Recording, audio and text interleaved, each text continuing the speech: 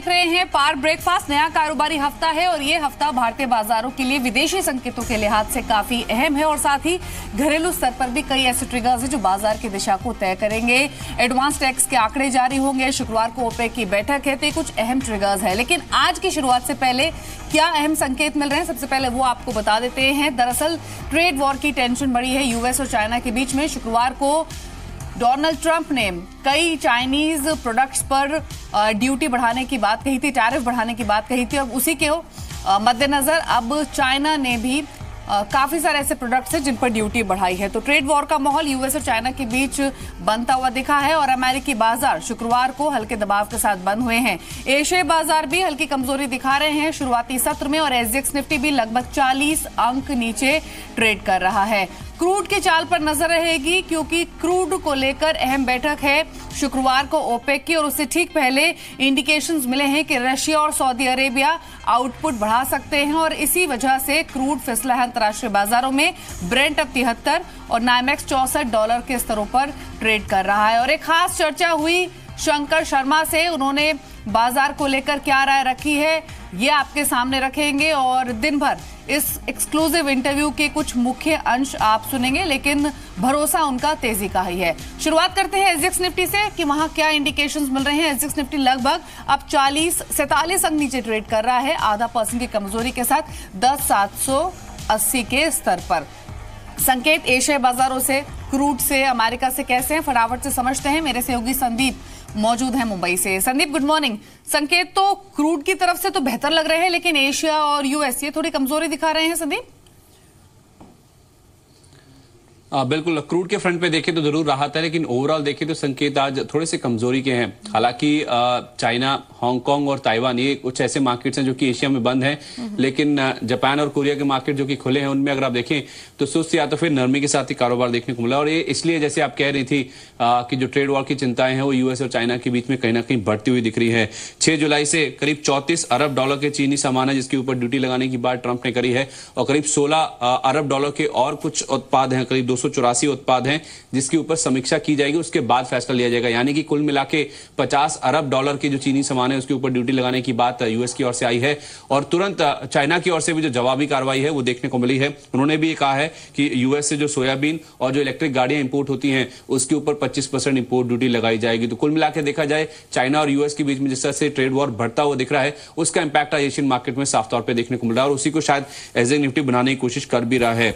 राहत की बात क्या है दीपाली? राहत की बात यह है कि अमेरिकन मार्केट देखिए, डाउ एक समय 280 अंक तक गिर गया था लेकिन क्लोजिंग देखिए आप 85 अंक के आसपास की गिरावट के साथ हुई, यानी कि लोअर लेवल से, नीचे स्तरों से करीब 200 अंक के आसपास की रिकवरी देखने को मिली। और ये जो ट्रेड वॉर की बातचीत चल रही है यूएस और चाइना के बीच में, इस वजह से आप देखिए क्रूड के ऊपर जो इंपैक्ट है वो नरमी की तरफ देखने को मिला है। 3% के आसपास की गिरावट हमने शुक्रवार को ब्रेंट क्रूड में देखी। $73 के जो लेवल्स हैं उसके भी नीचे अब जो कारोबार है वो देखने को मिल रहा है। एक फैक्टर ये भी है कि जो वियना में बैठक होनी है ओपेक की, उसमें रूस और सऊदी अरेबिया जो कि 2 बड़े उत्पादक हैं वो ये संकेत दे रहे हैं कि हाँ, उत्पादन में जो बढ़ोतरी है वो शायद इस बैठक में उसके ऊपर फैसला हो सकता है। तो कुल मिलाकर देखा जाए आज एशियन मार्केट्स में जरूर नरमी के साथ शुरुआत हुई है लेकिन अच्छी बात यह है कि शुक्रवार को यूएस के मार्केट रिकवर होकर बंद हुए और दूसरी बात है जो ट्रेड वॉर की बातचीत चल रही है उस बीच में जो क्रूड गिर रहा है वो कहीं ना कहीं भारतीय बाजारों के लिए एक पॉजिटिव ट्रिगर के तौर पर देखा जाएगा।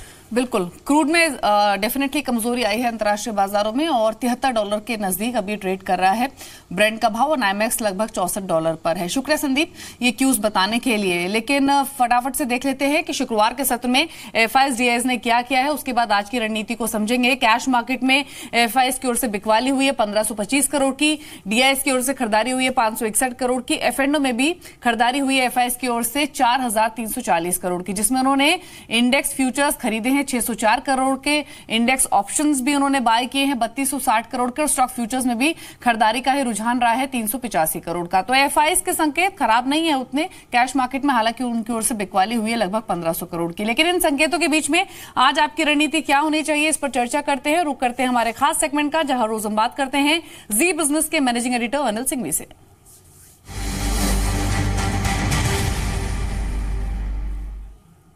Good morning Anil ji. आज की शुरुआत से पहले 3 अहम संकेत, एक तो एफआईज की ओर से, दूसरा अमेरिकी बाजार और जो एशियाई बाजार है वो थोड़ी कमजोरी दिखा रहे हैं, और तीसरा अहम संकेत है क्रूड, जो कि ओपेक की बैठक से पहले ऊपरी स्तरों से फैसला है। इन संकेतों के बीच में कैसी शुरुआत के आप एक्सपेक्टेशंस कर रहे हैं?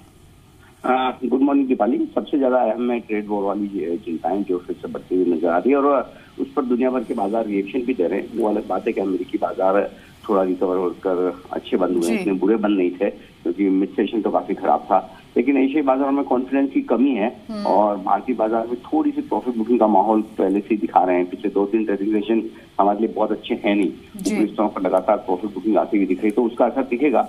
और ऐसी सिचुएशन में मुझे लगता है कि थोड़ा सा दबाव रहेगा और रिकवरी बहुत बड़ी आने की संभावना कम है, हल्की फुल्की आ सकती है, लेकिन ऐसी सिचुएशन में बेहतर ही होगा ट्रेडर्स के लिए कि थोड़ा सा सावधानी रखें, थोड़ी सी पोजीशन हल्की रखें इस तरह के ग्लोबल माहौल में। बहुत ज्यादा कमजोरी की उम्मीद नहीं कर रहा हूँ, लेकिन ये बात साफ है कि थोड़ी कमजोरी ऊपरी स्तरों से देखने को मिलेगी। 10,700 10,850 ये निफ्टी की ट्रेडिंग रेंज है जिस पर आपको नजर रखनी चाहिए। ऊपरी स्तरों पर दबाव रह गई तो जहां जहां आपको मौका मिले हल्का सा पोजीशन को कम कर लें। ऐसा भी नहीं लग रहा है कि 10,700 को तोड़ने की बाजार की जल्दबाजी है। बैंक निफ्टी का जहां तक सवाल है 26,250 26,600 ये बैंक निफ्टी की ट्रेडिंग रेंज हो सकती है। तो ओवरऑल थोड़ा कॉशियस रहें, थोड़ा सावधान रहें, और ग्लोबल मार्केट्स के हिसाब से ही बाजार अभी चलने वाले हैं, तो ऐसे में लोकल ट्रिगर्स काम नहीं करेंगे। ग्लोबल ट्रिगर्स भी आपको ट्रेड करना है। एशियाई बाजारों पर नजर रखें, रिकवरी अगर वहां होगी तो भारतीय बाजार भी थोड़ा सुधरेंगे, अदरवाइज हम ग्लोबल प्राइस पर थोड़ा सा ढीला ट्रेड करने वाले हैं आज। ठीक है। कोई स्पेसिफिक सेक्टर्स या स्टॉक्स जो कि आज फोकस में होंगे? हालांकि कच्चे तेल में जो कमी आई उससे आप कह सकते हैं कि थोड़ी ऑयल मार्केटिंग कंपनियों को फायदा हो सकता है, लेकिन साथ ही करेंसी भी वीक हो रही है एक्चुअली। आप देखिए रुपए में मजबूती दिख नहीं रही है, तो आज जब तक अगर करेंसी थोड़ी सी मजबूत हो जाए तो फिर शायद ऑयल मार्केटिंग कंपनियों के शेयरों में थोड़ी सी रिकवरी आ सकती है। बाकी जो काफी चले हुए हैं फार्मा जैसे शेयर हैं, थोड़ी बहुत प्रॉफिट बुकिंग वहां पर आ सकती है।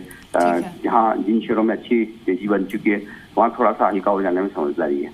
जी शुक्रिया अनिल जी ये राय रखने के लिए। तो आज जो दायरा रहेगा निफ्टी का वो 10,700 10,850 के बीच में रहने की संभावना है। पोजीशंस अपनी हल्की रखें, 10,700 को निफ्टी तोड़ेगा इसकी संभावना कम नजर आ रही है, और बैंक निफ्टी 26,250 से 26,600 के दायरे में रहने की संभावना है। लेकिन स्टॉक्स कौन से हैं ऐसे जो कि आज खबरों में है, जहां पर खबरों का इंपैक्ट दिख सकता है, ये जान लेते हैं, रुक कर लेते हैं स्टॉक्स टू वॉच का।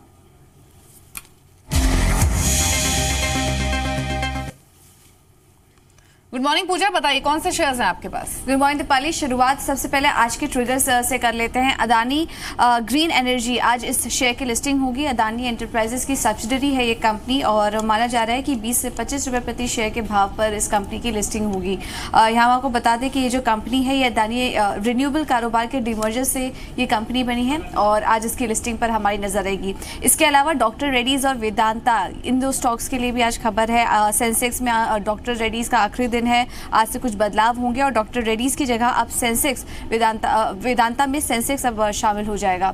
तो ये दो स्टॉक आज फोकस में रहेंगे। वेदांता से जुड़ी एक और खबर है कि इलेक्ट्रो स्टील्स में कंपनी का हिस्सा बढ़ गया है, अब 90% स्टेक हो चुका है, क्योंकि कंपनी की एक सब्सिडरी है वेदांता स्टार, उस कंपनी को कुछ शेयर जारी किए गए हैं, और अब कुल मिला के जो इलेक्ट्रो स्टील में स्टेक है वेदांता का वो अब 90% हो चुका है। इसके अलावा कुछ और भी कंपनीज जैसे कि HDFC bank, IndusInd bank, Wonderla holidays, ये तमाम कंपनीज भी आज फोकस में रहेंगी। यहाँ पर खबर आ रही है कि 12 कंपनियों में तय सीमा तक विदेशी निवेश पहुंच चुका है, और NCDL और CDSL ने इस पर रेड फ्लैग जारी कर दिया गया है, और इसमें HDFC bank, IndusInd bank, Wonderla holiday, SH Kelkar, delta Corp, Abbott India जैसी कंपनियों के नाम शामिल हैं, और इनमें अब विदेशी निवेशक अब आपस में ही ट्रेडिंग कर सकेंगे। तो इसके चलते ये तमाम कंपनीज भी आज फोकस में रहेंगी। रिलायंस इंडस्ट्रीज, रिलायंस भारत में पहला कार्बन मैन्युफैक्चरिंग यूनिट लगाएगी, और एरोस्पेस और रक्षा जरूरतों के लिए ये यूनिट लगाई जाएगी रिलायंस की तरफ से, और इसके चलते ये स्टॉक भी आज फोकस में रहेगा। ऑटो सेक्टर, अगले 3 महीने में खबर आ रही है कि नई ऑटो पॉलिसी जारी हो सकती है, सोर्सेज के हवाले से खबर आ रही है, और एमिशन के आधार पर अब टैक्स का प्रावधान भी इसमें संभव है। तो काफ़ी सारे इसमें नियम निकल कर आएंगे, काफ़ी सारे रूल्स इस पॉलिसी के तहत जारी होंगे, और अगले 3 महीने में जारी करने की बात की जा रही है। तो इस पर क्या क्या अपडेट्स आते हैं इस पर हमारी नजर रहेगी, लेकिन इस खबर के चलते आज तमाम ऑटो पैक भी फोकस में रह सकता है। और इसके अलावा एक और सेक्टर टेलीकॉम स्पेस भी आज फोकस में रहेगा। यहाँ खबर आ रही है कि 5G स्पेक्ट्रम नीलामी की तैयारी जल्द है और 5G के लिए 6000 मेगाहर्ट्ज स्पेक्ट्रम आवंटन के लिए तैयार है। तो टेलीकॉम स्पेस आज इस खबर के चलते फोकस में रह सकता है। फोर्टिस हेल्थ केयर, यहाँ पे हमने आपको बताया था कि मर्जर प्लान को वापस ले लिया है कंपनी ने और अब इसको NCLT की मंजूरी मिल चुकी है। ये एक अपडेट यहाँ पर निकल कर आ रहा है। अब इसके बाद फोर्टिस मलार और SRL के मर्जर प्लान को वापस लेने के लिए NCLT की तरफ से मंजूरी मिल चुकी है। तो फोर्टिस हेल्थ केयर इस खबर के चलते आज फोकस में रहेगा।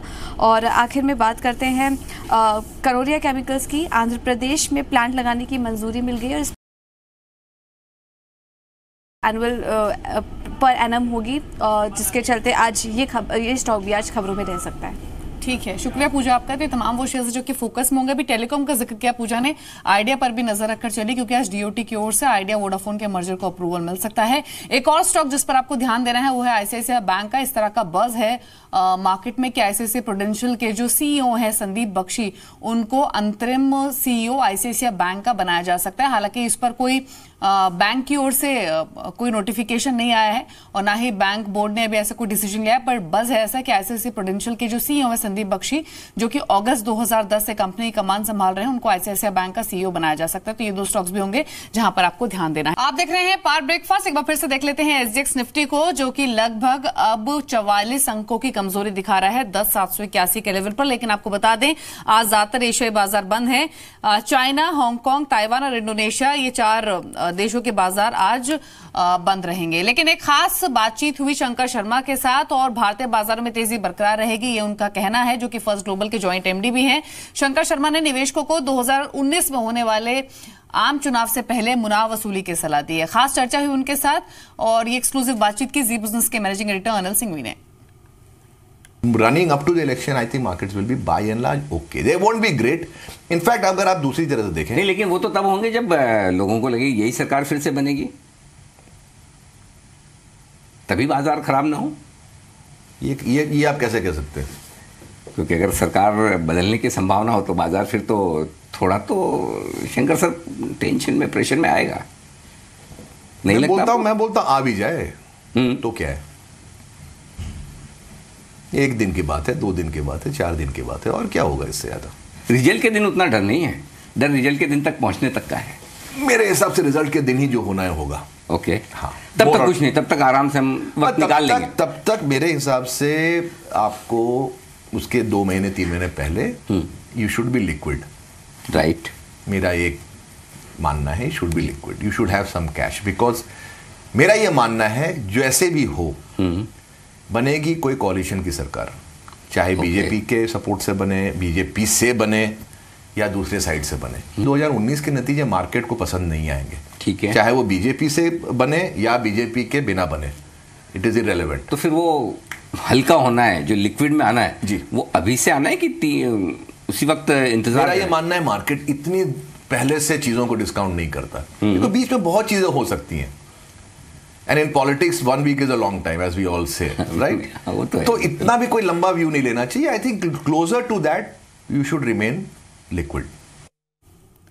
तो एक खास बातचीत सुनी आपने शंकर शर्मा के साथ और इस एक्सक्लूसिव इंटरव्यू के मुख्य अंश दिन भर आप जी बिजनेस पर देख सकेंगे। लेकिन सलाह उनकी ये है कि 2019 के चुनावों से पहले आपको थोड़ी सी मुनाफ वसूली भारतीय बाजार में करनी चाहिए। लेकिन आज आपको निफ्टी पर क्या करना है, इस पर बातचीत करते हैं। और अरुण मंत्री आज के एक्सपर्ट हमारे साथ मौजूद हैं फोन लाइन पर, जो कि डेरिवेटिव एनालिस्ट हैं कार्वी स्टॉक ब्रोकिंग के। अरुण, गुड मॉर्निंग, बताइए आज निफ्टी पर क्या करेंगे? Good morning Deepali. हमें लग रहा है कि ये मार्केट बाय ऑन डिप्स का ही है। अगर पिछले 3 दिनों का भी अगर ट्रेंड देखें 10,700 10,740 एक क्रूशियल सपोर्ट मार्केट के लिए बना हुआ है। अगर आप गैप से खुलते हैं 40 से 50 पॉइंट तो बाई करने की सलाह होगी। नीचे में 10,740 का स्टॉप लॉस होगा, ऊपर में 10,850 से 880 का टारगेट होगा। ठीक है, तो खरीदारी की सलाह है 10,880 के लक्ष्य के लिए 10,740 का स्टॉप लॉस रखना है। स्टॉक्स कौन से हैं आज आपकी ओर से? स्टॉक स्पेस में हमें आईटी सेक्टर में काफी अच्छा रुझान नजर आ रहा है। आईटी सेक्टर में HCL टेक हमने लॉन्च करने की सलाह दी है। नीचे में 935 का स्टॉप लॉस लगाएं, ऊपर में 968 का टारगेट रखें। और दूसरा स्टॉक अगर गोदरेज इंडस्ट्रीज, इस स्टॉक में भी देखें तो 3 दिन से काफी अच्छे लॉन्ग पोजीशन ऐड हो रहे हैं। इस स्टॉक को भी बाय करने की सलाह होगी। 605 का स्टॉप लॉस होगा और 631 का टारगेट। ठीक है, HCL टेक में खरीदारी की सलाह है। दूसरा स्टॉक कौन सा आपकी ओर से? दूसरा स्टॉक होगा गोदरेज इंडस्ट्रीज, इस स्टॉक में भी लॉन्ग करने की सलाह होगी। नीचे में 605 का स्टॉप लॉस होगा, ऊपर में 631 का टारगेट। ठीक है, तो गोदरेज इंडस्ट्रीज यहाँ पर खरीदारी की सलाह है 631 के लक्ष्य के लिए, 605 का स्टॉप लॉस रखे। दूसरा एचसीएल टेक्नोलॉजीज है जहां पर तेजी करने की ही सलाह दे रहे हैं और लक्ष्य इनके 962 के 935 का आपको स्टॉप लॉस रखना है। लेकिन कुछ और ट्रेडिंग पिक्स भी है, वो भी आप नोट कर लीजिए। मदरसन सुमी चुना है आईडीबीआई कैपिटल ने, बिकवाली की राय दे रहे हैं 298 के टारगेट्स के लिए, 313 का आपको स्टॉप लॉस रखना है। दूसरी रिकमेंडेशन आईडीबीआई कैपिटल की ओर से अल्ट्राटेक सीमेंट बेचने की सलाह है 3570 के लक्ष्य के लिए, 3750 का आपको स्टॉप लॉस रखना है। साथ ही एक्सिस सिक्योरिटीज मानता है कि सीडीएसएल में खरीदारी कीजिए 302 के लक्ष्य के लिए, 290 का स्टॉप लॉस रखिए। 294 पर यह बंद हुआ था पिछले सत्र में। सोवन लाइफ साइंसेज एक स्टॉक है जो कि पसंद एक्सिस सिक्योरिटीज को 240 के टारगेट रेकमेंड कर रहे हैं, 234 का आपको स्टॉप लॉस मेंटेन करना होगा। तो ये कुछ ट्रेडिंग पिक्स आज के लिए। लेकिन कमोडिटीज में आज आपके पिक्स क्या रहेंगे उस पर बातचीत करते हैं। हमारे साथ अमित सचेजा मौजूद हैं जो कि एनालिस्ट हैं मोतीलाल ओसवाल कमोडिटीज से। Amit, good morning. पहले तो क्रूड पर ही अपनी राय दीजिए। अंतर्राष्ट्रीय बाजारों में फिसला है क्रूड का भाव। 22 जून को होने वाली जो बैठक है वो काफी अहम है ओपेक की, उससे ठीक पहले आज एमसीएक्स पर क्रूड पर स्ट्रैटेजी क्या रखें? आई थिंक 22 जून की बैठक तो इम्पोर्टेंट है, बट इसके साथ साथ ये भी इम्पोर्टेंट है कि across the board Russia, Saudi Arabia जो भी है इम्पोर्टेंट प्लेयर्स हैं उनके प्रोडक्शन बढ़ रहे हैं, इसके चलते क्रूड में दबाव है। इंटरडे प्लेयर्स सेल की सलाह देना चाहूंगा इंटरडे प्लेयर्स को 4475 पे, 4510 का स्टॉप होगा और 4360 का टारगेट होगा। ठीक है, इसके अलावा कोई और कमोडिटी जिस पर आप पोजीशंस बनाने की सलाह देंगे? जी, डॉलर में अक्रॉस द बोर्ड स्ट्रेंथ के चलते हमने गोल्ड पे दबाव होते हुए देखा था लास्ट फ्राइडे, तो आज भी दबाव बरकरार रहने की उम्मीद है। इसलिए इंटरडे प्लेयर्स के लिए 31,100 पे सेल की सलाह होगी, 31,230 का स्टॉप होगा और 3880 का टारगेट होगा। ठीक है, रुपए पर क्या व्यू होगा आज के लिए? जी, रुपया भी दबाव में आ सकता है, तो इसलिए यूएसडी आईएनआर में इंटरडे स्पेसिफिक बाइंग की सलाह होगी 68.10 पे, 6795 का स्टॉप होगा, 6835 का टारगेट होगा। ठीक है, शुक्रिया आपका ये व्यू देने के लिए। तो रुपया 68.35 तक जा सकता है आज के सत्र में। 67.95 के स्टॉप लॉस पोजीशंस आपको बनानी है। क्रूड में बिकवाली की राय ये दे रहे हैं बेचने की पोजीशंस बनाइए 4475 के भाव पर, 4360 नीचे की तरफ, 4510 एक स्टॉप लॉस आपको मेंटेन करना है। गोल्ड में बिकवाली की सलाह 31,100 के स्तर पर बेचिए आप गोल्ड को, 30,880 के टारगेट के लिए स्टॉप लॉस आपको 31,230 का रखना है। एक बार देख लेते हैं फटाफट से एसजेएक्स निफ्टी को फिर से कि वहां से क्या रुझान मिल रहे हैं। और एसजेएक्स निफ्टी अभी भी 40 अंकों से ज्यादा की कमजोरी के साथ ट्रेड कर रहा है। इनफैक्ट अब 50 अंक नीचे ये स्लिप हो चुका है। लेकिन कई ऐसे शेयर्स हैं जहां पर ब्रोकर हाउसेस की रिपोर्ट्स आई हैं और ये रिपोर्ट्स लेकर मौजूद है संदीप हमारे साथ। बताइए संदीप, कौन से स्टॉक्स हैं? दीपाली, शुक्रवार को आपको याद होगा टीसीएस ने बायबैक का ऐलान किया था। उसके बाद मोतीलाल ओसवाल की रिपोर्ट आई है। बायबैक के बावजूद वो न्यूट्रल रेटिंग मेंटेन कर रहे हैं, 1750 रुपए का टारगेट प्राइस दे रहे हैं। वो कह रहे हैं कि जो कंपनी के पास कैश पड़ा है उसका करीब 40% के आसपास जो शेयर धारक है उनको ये लौटा देंगे बायबैक के जरिए। और हो सकता है कि रिटेल निवेशकों का जो एक्सेप्टेंस रेशो है वो शायद काफी अधिक भी रहे, लेकिन जो रेटिंग है वो न्यूट्रल साइड पे ही है और इनफैक्ट जो लक्ष्य है वो मौजूदा भाव से थोड़ा नीचे आपको नजर आएगा। इसके अलावा सीएलएसए की रिपोर्ट आई है मिड कैप स्टॉक्स के ऊपर। उनका मानना है कि अच्छी क्वालिटी वाले, अच्छे फंडामेंटल्स वाले और अच्छी ग्रोथ वाले शेयर आपको चुनने चाहिए। उन्होंने अपनी कुछ टॉप पिक्स भी बताई हैं। एक तो Apollo hospital, Arvind, Lemon Tree, ये उनकी टॉप पिक्स में शामिल है। इसके अलावा हेवल्स, जुबिलेंट फूडवर्क्स और गोदे प्रॉपर्टीज, ये कुछ और नाम है जो कि उनको मिड कैप स्टॉक्स में काफी ज्यादा पसंद है। दो नाम इंटरेस्टिंग उन्होंने ये भी बताया है जिसमें बिकवाली करनी है, पिडिलाइट और वोल्टाज, ये दो ऐसे स्टॉक्स हैं जो कि उनकी सेल की लिस्ट में शामिल है। इसके अलावा एसबीआई लाइफ, ये अगला स्टॉक है जहां पे जेफरीज की रिपोर्ट आई है। बाय रेटिंग बरकरार है, 804 रुपए का लक्ष्य है। इनकी जो कॉस्ट रेशियोज है वो काफी अच्छी है और फंडामेंटल्स कंपनी के भी काफी मजबूत हैं। और आखिर में डॉक्टर रेड्डीज पर मैक्वेरी की एक रिपोर्ट आई है। न्यूट्रल रेटिंग बरकरार रखी है, 2100 रुपए के आसपास के लक्ष्य देने का एक की प्लांट है जहां पे अप्रूवल अवेटेड है, समाधान होना बाकी है। उसकी समय सीमा क्या रहती है वो मानते हैं मैक्वेरी की काफी अहम ट्रिगर रहेगा। ठीक है, शुक्रिया संदीप आपका रिपोर्ट्स बताने के लिए। तो SBI life, doctor Reddy's, TCS, ये तमाम शेयर्स हैं जहां पर ब्रोकरेज हाउसेस की ओर से रिपोर्ट्स आई हैं। लेकिन अब बात करते हैं एक अहम खबर की, और अहम खबर यह है कि जी बिजनेस ने एक बार फिर खुद को नंबर 1 साबित किया है। एग्री कमोडिटीज के लिए जी बिजनेस को सर्वश्रेष्ठ बिजनेस चैनल का अवार्ड मिला है। Commodity participants association of India ने चैनल को नंबर 1 का अवार्ड दिया है और इंडस्ट्री के 500 से ज्यादा दिग्गजों की मौजूदगी में केंद्रीय राज्य मंत्री अर्जुन राम मेघवाल ने जी बिजनेस को यह सम्मान दिया। अवार्ड ने साबित किया है कि कृषि जैसे अहम सेक्टर पर जी बिजनेस की कवरेज पूरी इंडस्ट्री की नजरों में सबसे सटीक और कारगर रही है।